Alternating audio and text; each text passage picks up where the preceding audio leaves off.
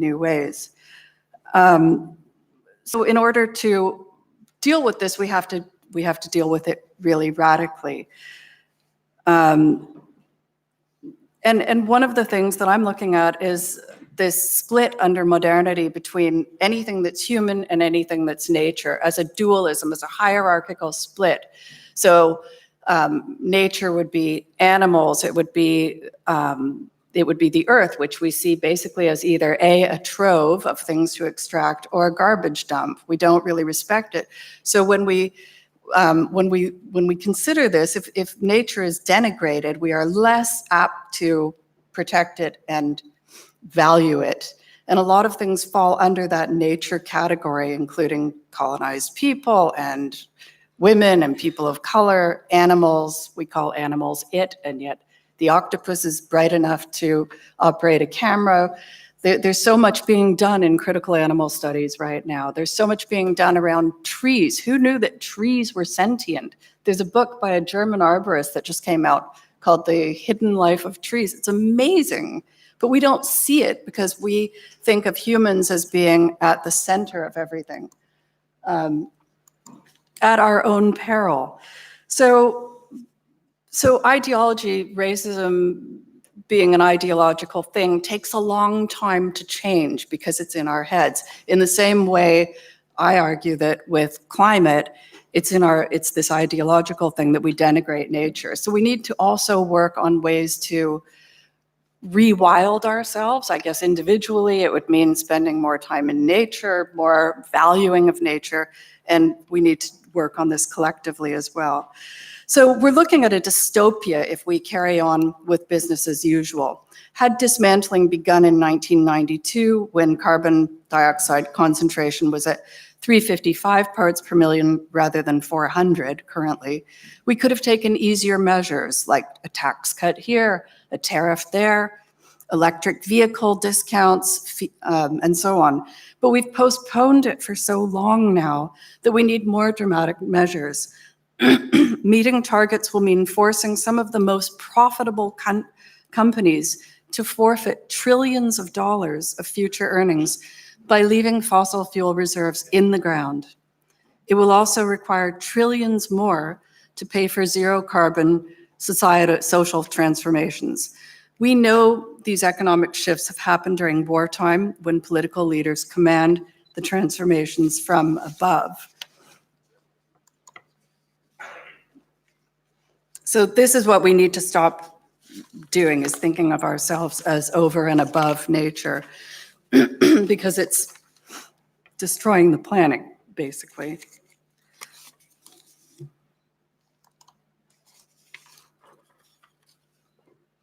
So this is ideological split that we tend to do, that we should think about and try to rework.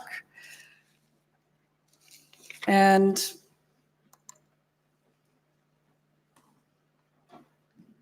along with that, human exceptionalism, this idea that we are different and superior to the earth around us. And so that's it. We need to stop subsidizing fossil fuels. We need to subsidize trains. We need to stop eating meat, stop buying new clothes. And really, I think we need to stop trying to work with big corporations because they're not interested. They are not, the UN members of the UN were begging corporations to fund solar and wind power. They won't do it. It's not profitable. They'll do other things like this, these sunshades around the world that are crazy so that they can keep burning fossil fuels. So I think we're going to have to work around them instead of with them. And knowing that, we can be less afraid of them and bolder in the steps that we'll take. Thank you.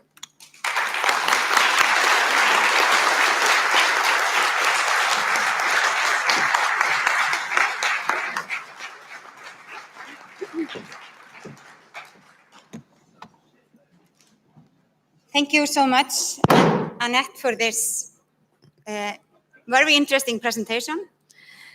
It would be too much for me to try to summarize it, so I hope you will grab her during our lunch afterwards and discuss things a little bit further. But I think we can say that the conclusion is that we are not spending our money in the right solutions, and everything is connected to everything, like Gro Harlem Brundtland said once for many years ago. Ef einhver hérna á erfitt með að skilja ensku eða skildi ekki allt saman, þá að gera að hnippa í félaga sinn á borðinu og fá smá summarize á þessu. Mér fannst, eða smá svona samantakt, ég að reyna að þýða við sjálfa mig hérna. Hún í rauninni sagði atvinnulífið mun ekki leysa vandann, og það hefur við svo sem oft sagt hér. Eitt og eitt land mun heldur ekki leysa loftslagsvandann. Við þurfum að vinna saman. Og mér fannst áhugaverður punktur sem hún sagði að það auðveldara fyrir okkur að ímynda okkur endalok jarðarinnar en endalok kapitalismans. Það hérna áhugaverður punktur sem ég held að sé umhugsunarverður. Og við þurfum stjórnmálamenn sem eru tilbúnir til þess að taka stórar ákvarðanir sem eru óvinsælar hjá þeim sem að eiga fjármagnið og stóru fyrirtækin. Vegna þess að við þurfum að hugsa fólkið. Og hún hefur einmitt sérhæft sig í þessu, og að þið googlið nafnið hennar getið þið fundið greinar áhrif loftslagsbreytinga á ýmsa jaðarsetta hópa fólks. Þannig að fjárfestum í því sem gott fyrir okkur og tryggir okkur framtíð hérna á jörðinni. Og annar svona góðu punktur fannst mér líka að það var stríð síðustu áratuga og alda hafa verið olíu og jarðnestiraldati, þá það vatni sem næst.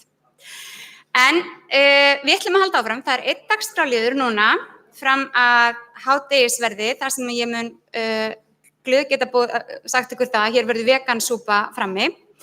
Næstur á svið engin annar en formaðurinn okkar, Logi Einarsson. Eins og þið vitið, þá Logi akkurat mjög oft að tala þessa hluti, hvernig við getum stuðlað því að jörðin og Ísland verði betra og betra fyrir okkur öll sumul. Og ég hlakka mikið til þess að heyra ræðu hans hér núna og hvernig hann sér þessa hluti og hvernig staðan í íslensku stjórnmáli núna. Gjörðu svo vel, Logi.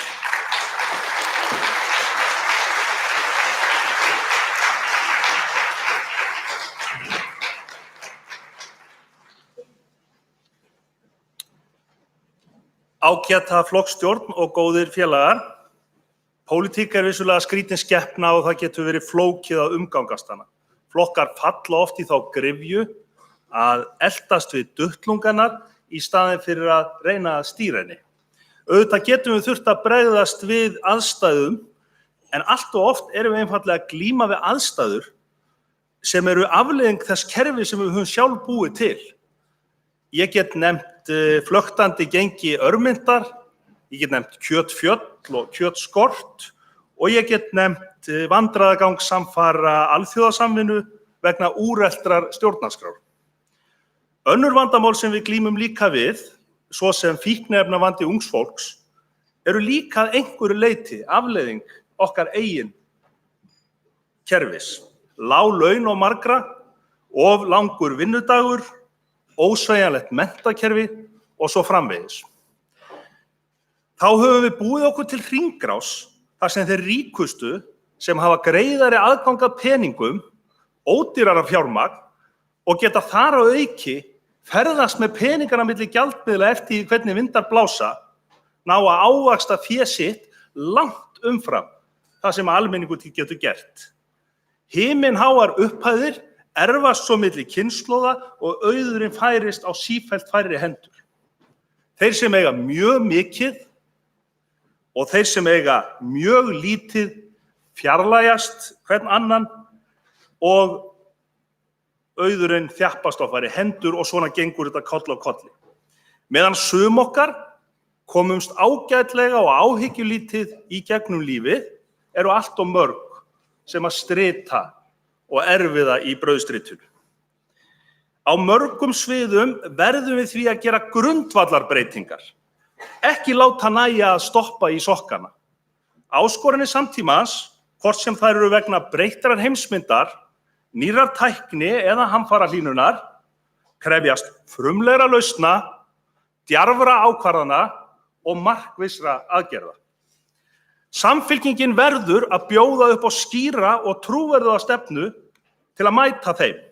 Og þá ég viss að flokkurinn okkar mun fá umboð til að leiða umbótaöflin saman í næstu ríkisstjórn.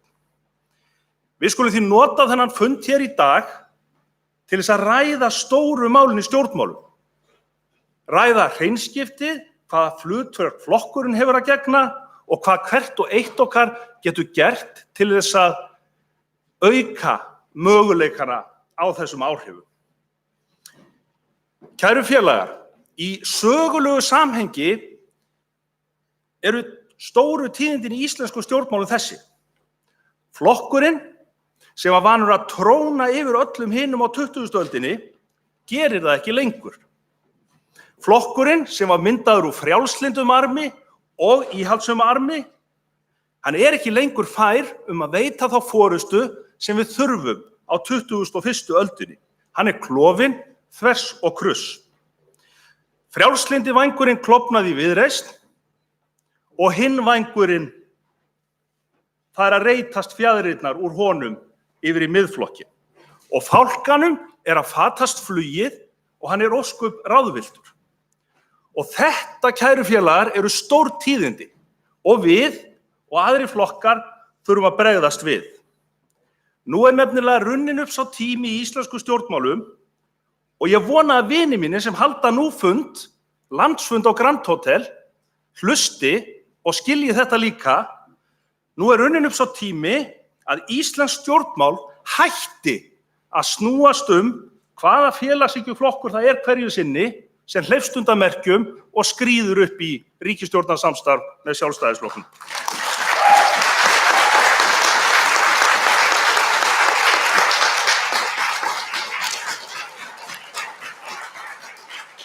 Þetta fyrirkomulag passaði kannski ágætlega á 20. öldinni.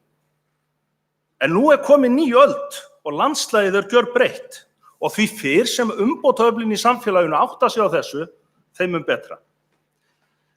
En hvaða skyldur hefur flokkurinn okkar að gegna við þessar aðstæður sem nú eru uppi í íslensku stjórnmálum? Við, Samfylkingin, verðum að tala skýrt og skorinort og bjóða fram trúverðuga lausn og forystu í málum og sýna að það til önnur leið, það til betri valkostur fyrir fólkið í landinu. Ísland ríkt land og það hvorki óhjákvæmilegt eða réttlætanlegt að lítið barn sem fæðist með varanlega fötlun sé dæmt til fátæktar allt lífið. Eða eldri hjón sem stritað af allt sitt líf geti ekki sótt sér læknisþjónustu. Eða ungt fólk sem býr við slæmt aðgengi að geðheilbrigðisþjónustu, flosni upp úr námi vegna vondra skilyrða lánasjóðsins.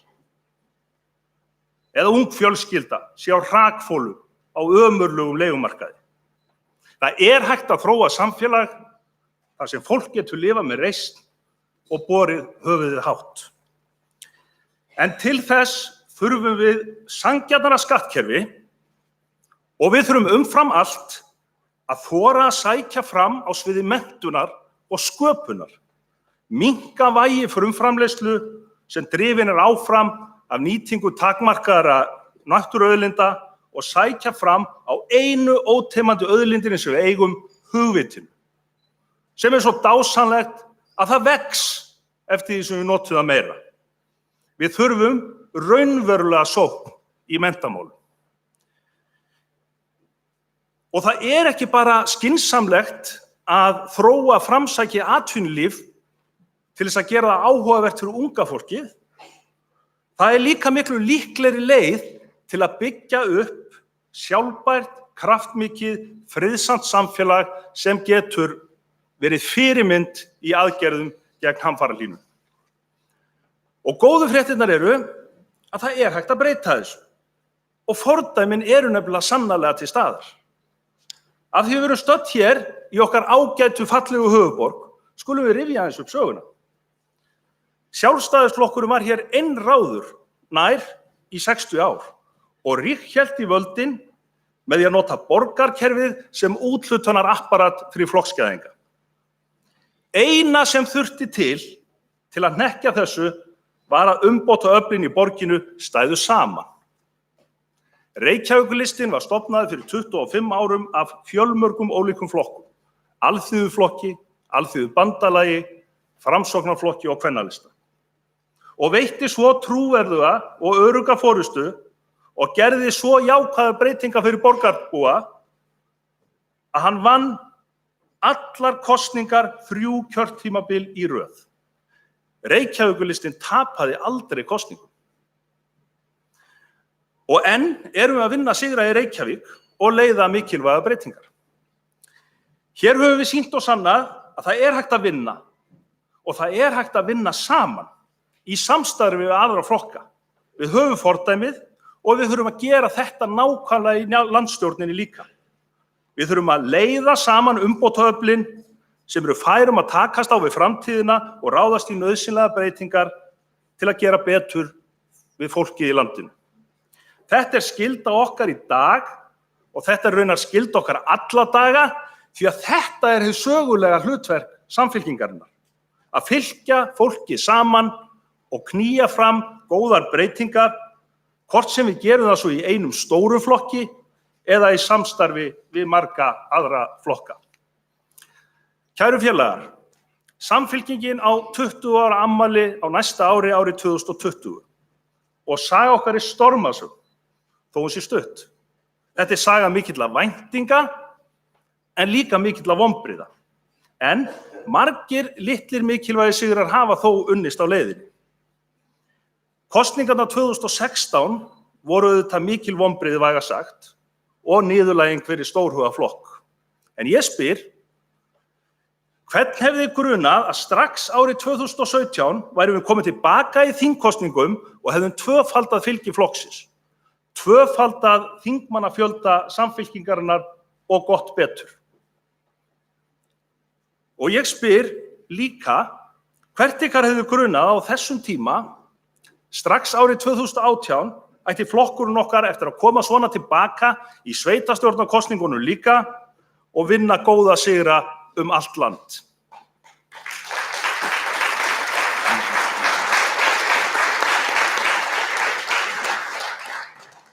Og þá er ég ekki bara að tala sigurinn hér í Reykjavík sem ég nefndi áðan.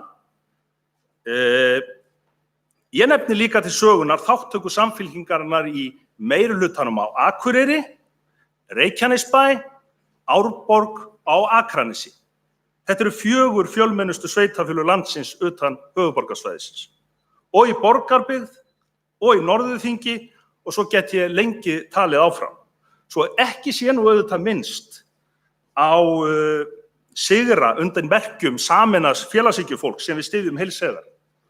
Og þar dettur mér í hug Fjarðabyggð, þar sem Fjarðalistinn felldi íhaldið með 1 atkvæði og Seyðisfjarðarlistinn felldi lista íhaldsins og Framsóknar í fyrsta skipti frá 1974.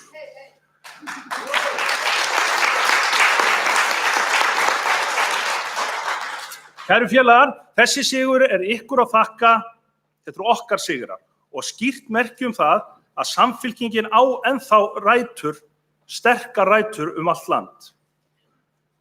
Og ég verði raunar að ljúka þessari yfirferð með því að benda á eina stórmerkilega staðreynd sveitarstjórnir á Íslandi.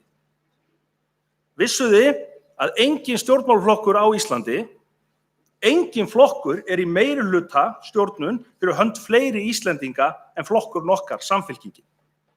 Og það munar reyndar mikið á okkur og næsta flokki þar á eftir í þessu tilliti. Og það er þess vegna greinilegt að Íslendingar treysta okkur fólki alveg sérstaklega vel til að taka ákvarðanir þau mál sem að snúa næst þeim. Ég nefni skólana, skipulagsmálin, öldrunarmálin, umhverfismálin og svo framvegis.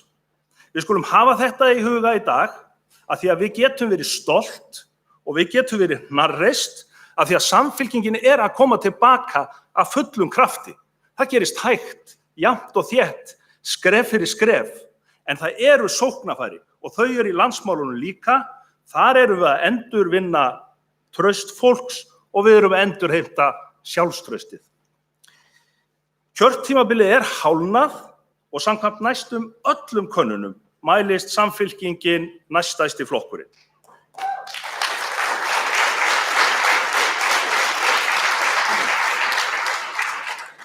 Við höfum mælst með stuðning hátt í 20%, þó vissulega liggjum við oftast í kringum 15% og þurfum að gera betur. En eitt er alveg klárt samkvæmt skoðanakönnunum.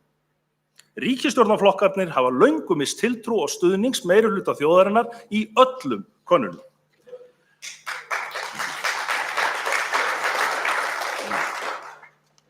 Kæru félagar, í þeim veruleika sem nú uppi í íslensku stjórnmálum og ef við horfum á sögulegt hlutverk Samfylkingarinnar, þá liggur í augum uppi að næsta stóra verkefni okkar og við verðum, og við skulum bara segja það skýrt, við verðum að fella þessa ríkisstjórn í kosningunum 2021 og mynda betri, djarfari og víðsýnni stjórn fyrir fólkið í landinu og komandi kynslóðir.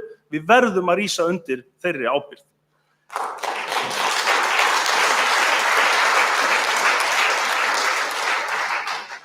Því þessi ríkisstjórn ófær að takast á við öll stóru framtíðarmálin og þær miklu áskoranir sem samfélagið okkar og samfélög allan heim þurfa og verða að glíma við. Heimurinn breytist nefnilega hratt og við þurfum líka að breyta í takti við tímann. Og þó snjöllustu lausnirnar verði oft til við snúnustu aðstæðurnar, þá mun sú ósamstæða hugmyndasnauða ríkisstjórn sem hvorki sammála leiðin markmið ekki bjóða upp á slíkar lausnir. Og við skulum taka nokkur dæmi.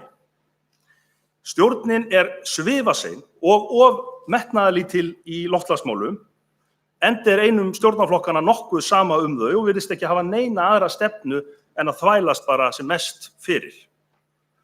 En hvað hafa komandi kynslóðir gert fyrir okkur? Hvað hafa komandi kynslóðir gert fyrir okkur? Svona spyrja helstu hugmyndafræðingar hins klofna og veika Sjálfstæðisflokks og afhjúpa þar með afskaplega vandræðalegan aulahátt og ráðalausi flokksins gagnvart stærstu áskorunum samtímans. En þessi hugsun endurspeglar líka eina hlið hins djúpstæða vanda ríkisstjórnarinnar.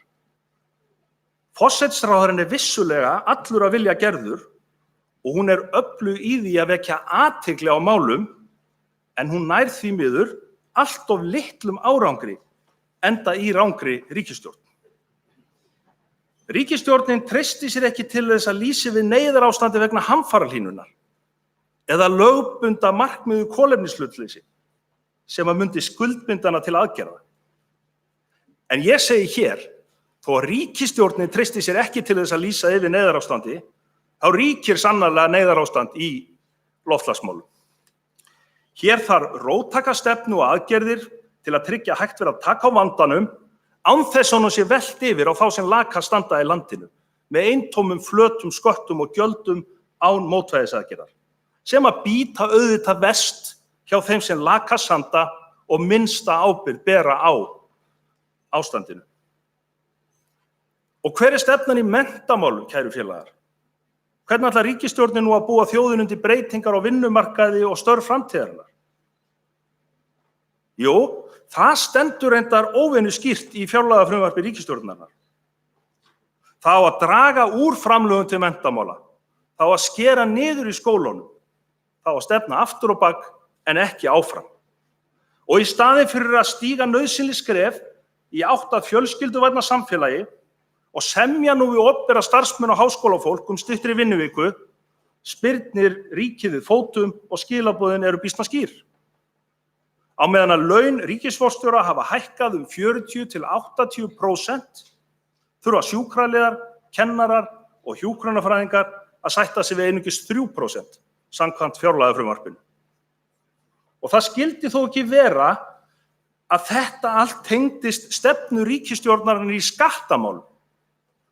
Þar sem fjármálaráðherra hefur lagt mesta áherslu á að lækka bankaskattinn og veiðigjöld á útgerðina, fyrirhugað að lækka erfðafjárskatt, ekki síst á þá sem erfa allra mest, og loks stendur til að útbúa algjörlega einstakt fyrirkomulag til að tryggja fjármagnseigendum, einum hópa í samfélaginu, sérstaka vernd gegn verðbólgunni. Svona nú skattastefnan rekin í skjóli Vinstri grænna, sem að ýtir undir meiri ójöfnuð í landinu, þar sem að 5% þjóðarinnar á nú þegar jafnmiklar eignir og hin 95%. Já, Þetta vond ríkisstjórn. Loftslagsmálin í lamasessi, menntamálin sitja á hakanum og eru jafnvel í afturför og skattastefna sem eykur ójöfnuð og til skammar fyrir alla nema kannski allra hægrisinnuðustu frjálshyggju pésana. Og þá eru ótalin samskipti Íslands við umheiminn. Og þar staðan heldur ekki beisin. Það gætir vaxandi einangrunarhyggju í stjórnarliðinu, þar sem stefnan virðist vera tekin á minni samskipti við Evrópuþjóðir en aukið daður við vafasama stjórnarherra stórveldana. Og einstakir þingmenn stjórnarliðsins keppast jafnvel við að éta upp frasa frá hægri popúlistum út í heimi í stað þess að standa vörð hagsmuni Íslands sem að felast í mikilli alþjóðlegri samvinnu og frjálsum viðskiptum. Það ekki svona sem við búum í haginn fyrir ungt fólk á 21. öldinni. Þessari skammsýni og minnimáttarkennd í alþjóðamálum verður að linna. Við eigum að stefna í þveröfuga átt. Ágæta flokkstjórn og kæru vinir. Við þurfum stundum sögulegt samhengi til að greina sóknarfæri. Og það sem sagt komin upp ný og gjörbreytt staða í íslensku stjórnmálum sem felur í sér tækifæri til breytinga, sögulegt tækifæri, til að fylkja saman umbótaöflunum í landinu og sýna að það til betri valkostur fyrir íslenska þjóð og það frumskylda okkar flokks að leiða þessa samvinnu. Stóran áskorun bíð okkar í loftslagsmálum, í kjaramálum og í menntamálum og við þurfum að taka á þeim af mikilli festu. Við þurfum líka að koma hugsjónum okkar á framfæri frelsi, jafnrétti, framsýni og samvinnu. Og við getum gert það. Við erum að vaxa, við erum að eflast, við erum að ávinna okkur traust fólks út allt land. Við skulum halda áfram á þessari braut og við sem erum samankomin hér í dag getum hvert og eitt okkar haft mjög mikil áhrif á að það takist. Og kærar þakkir og ég vona þið njóti dagsins og flokksstjórnarfundarins. Takk.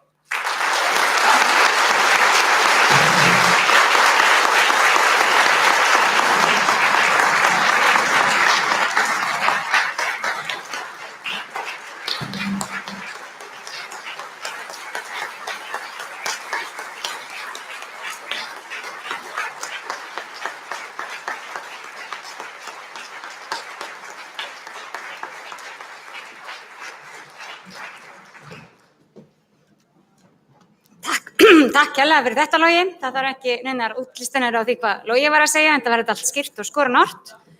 Nú tökum við smá hlé, hádegishlé. Hérna frammi verður boðið upp til sölu vegansúpa sem að mér skilst að allir eiga að geta notið, hvort sem þeir eru vegan eða ekki vegan. En það auðvitað líka stutt á Hlemm matöll og fleiri góða staði hérna í Reykjavík þar sem hægt að fá sér að borða. En við langar að biðja ykkur að vera komið tilbaka tímanlega. Við ætlum að byrja aftur nákvæmlega klukkan 12:30 og þá mikilvægt að fólk sé í salnum því að þá þurfum við að taka meiri þátt. Við erum með svona myndastöð, svona fótóbúð sem að væri gaman ef þið takið myndir af okkur í og deilduð með okkur hinum félögunum eða takið bara myndir af borðunum og merkið með millumerkinu Samfylkingin. Annars bara njótið hádegisins.